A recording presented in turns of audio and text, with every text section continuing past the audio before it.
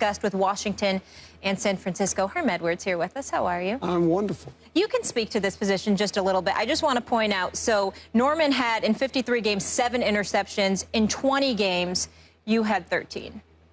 Yes. Yeah. Those numbers are correct. Yeah, so you are all right. You know what? Your career parallels Josh Norman's a little bit, both unheralded coming out of college, obviously. Now, you were just completely undrafted, had to walk on. How many free agents were out there when you showed up? 22 defensive backs. Yeah, 22 defensive backs, and you not only made the team, you made the starting lineup your first year. Yes. And wherever only the football was, that guy was. Football I know, the only rookie to start. That's pretty good. So he's qualified. Oh, I think so. More than qualified. What is the best fit for Well, Norman? I think when you think of the system he's come out of, it was 28% pressure. So think about that. 28% of the time they brought pressure. They brought 5 or more guys. Washington brings pressure about 21% of the time. So this would be a good fit. Joe Barry is the coach there. They have Breland. Josh Norman is a corner that plays great with his eyes. He has wonderful instincts. Sometimes he gets caught out of position. We saw that happen to him against the Giants with Beckham. At times he lets his guard down because he's a little bit of what I call a rat trap player. Plays a lot with his eyes. You can double move him. He wants to look at the quarterback, and this is where he makes breaks on the ball. I think that's a system that he can flourish in. We've seen this happen before, the corners in the league. One that we can think about right now was Byron Maxwell, Brandon Browner. They left that comfort of that Seattle football team. They had a nice front, and they played a lot of zone behind it, some man-to-man. They went to other teams and got exposed, played too much man-to-man, put too much burden on them. So I just think that has a lot to do with it. I hope he gets whatever he wants. I always pull for players to get whatever they can get. This guy was a 5th-round pick, but I understand why Carolina moved on, because basically what they're saying, and yeah, I do, because Gettleman is saying he's an old giant guy, come out of that philosophy. They're not going to pay a corner that amount of money. They draft him in the 5th round. There are corners coming out this year that have a lot of his traits that they feel they can put in their system and will play well. They're going to pay their big guys. They're going to play, I'm just saying that's what they're going to do. You can sit and argue all you want, Skip, and Stephen A. You can argue at me all you want. I just know what they're thinking about. They're not going to pay a corner $16 million. But that's not what I'm challenging, Coach. Yeah. I'm not challenging what you're saying in regards to what they're thinking about. I know you know that. What I'm saying is that you're saying you don't have a problem with it. Here's my question. Yes. Do you not have a problem with them pulling an offer off the table? And if you say that you don't want to pay him X amount of dollars over the long term, that's fine. But you could have said, here's the 1-year, $13 million franchise tag offer. Take it or leave it. You could have done that. Right. As opposed to rescinding the offer and saying, well, just go out there and do what you have to do, when he wasn't unaware of it. Because, listen, there are times, and there have been times in the past, I've gotten several calls over the last 24 hours where guys were unaware of what their representation was going into a room and doing with the team. And I'm saying to you, there are times when executives cherry pick and choose who they want to talk to, what kind of conversations that they want to have, etc. I have no problem with David Gettleman saying, we're not going to do this long term because these are the dollars we're not going to pay you. What I do have a problem with is you saying, I'm going to just pull the 1-year offer off the table when you've had it on there, presumably for weeks. That, to me, is a problem, and I'm wondering why you don't have a problem with that. Well, I didn't think we were I didn't understand that was the question. Okay. So let me correct myself. I will say this. I can see as you negotiate, now this is why Norman has a new agent, because he probably was not in the loop and not aware of what was going on. Yep. And good for Norman, because he needs to be aware. It's his career, not the agent's career. And if the agent wasn't actually telling Norman what was going on, shame on him. And now you put the player in a bad way because, the organization's not going to talk to the player. They're not going to do that. They're not going to get involved with the player. So all of a sudden now the organization is saying, well, look, the agent is representing Norman. Does Norman not know this? They don't know Norman might not know all the information. So there's a miscommunication somewhere. So they just felt, I think this too, Stephen A., they felt in their mind, right, wrong, or indifferent, if we give this guy a 1-year deal, how is he going to be in the locker room? or we're going to have to deal with this for the whole season.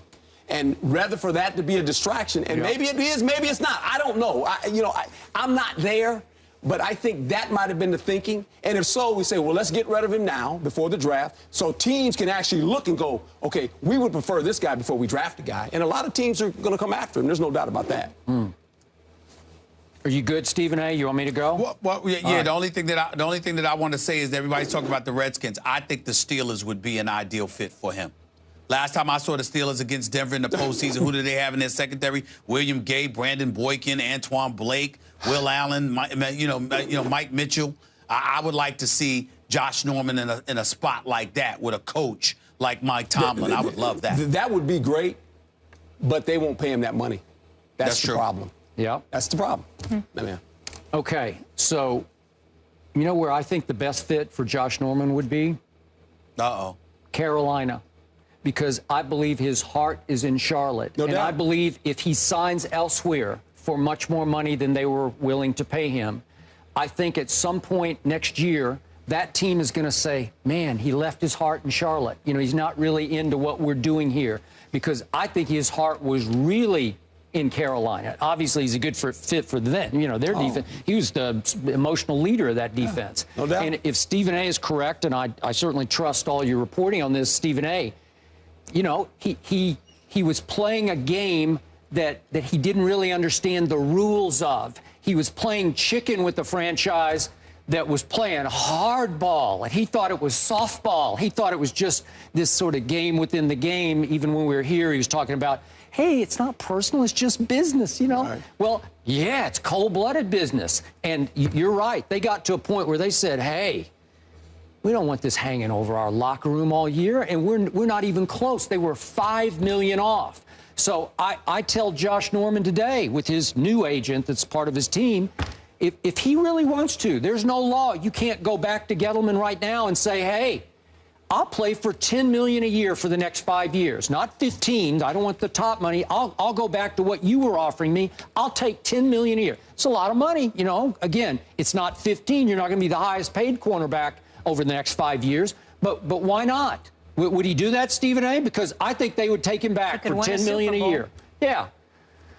I don't know what he'll do monetarily. All I'm prepared to say, without any doubt, is that Carolina is where he wants to be. Yeah. He wants to play for the Carolina Panthers. Okay. He wants to be there, and his whole mentality is coming out of Coastal Carolina, playing on a practice squad, working his way and ascending to this level, and then being within 60 minutes of a Super Bowl title.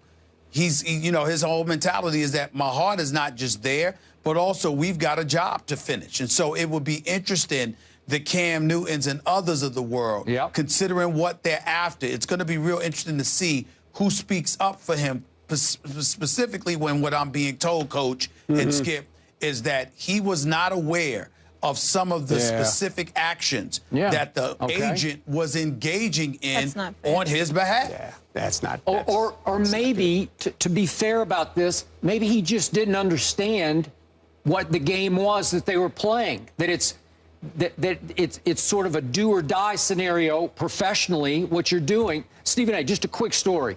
When I was a Cub reporter in Los Angeles, there was a great older columnist at the Herald Examiner named Mel Durslag. You won't remember him. You won't remember him. But he was a great writer and a wise man. And he told me, I must have been 24 years old.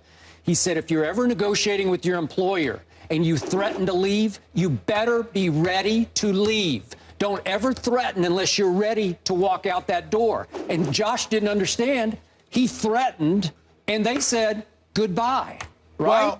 Well, you sort of, but you have to remember that the Carolina Panthers were the ones that supposedly granted him and his agent permission to look at other teams. So if you're Josh Norman, and you've been, you're somewhat of a novice at this. This is a guy that accumulated no more than $3 million over the course of his 4-year career thus far. This was his moment, his payday. Yes. You know you're surrounded with grown men inside that locker room, correct me if I'm wrong, Coach, where they're telling you, you got to strike while the iron's hot.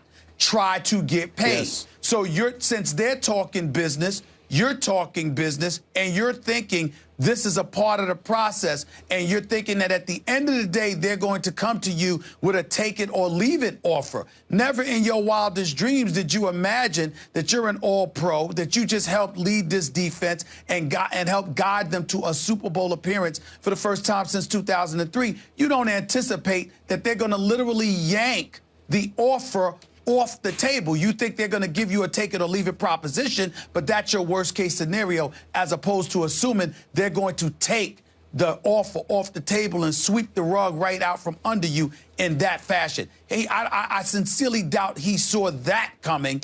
And I don't know if that's right on the part of David Gettleman. If you're talking about family, you're talking about team chemistry and camaraderie and building from within with guys that want to be together. I don't know, because if that was the problem, why put the 1 year off on the table to begin with? Why do that? You're spot on, Stephen A. I do know this.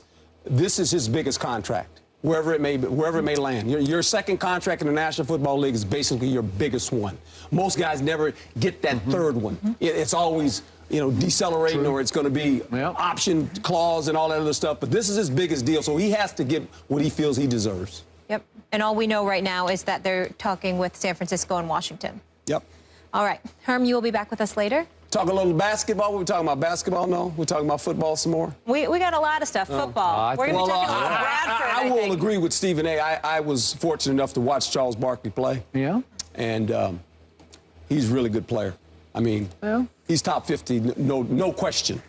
No question. We don't have and time. I'm not saying that because he's a personal friend. You're just throwing that in and we got to go to break. I'm just telling you. Oh, you're protected now. Barkley's pretty good. Shrewd move. Pretty good now. Stephen A. was spot on that one. Leave Charles Barkley alone. He's pretty good now. Herm, appreciate you. We'll talk to you in a little bit. Yeah. It's widely considered the greatest Super Bowl halftime show ever. We will remember Prince after the break.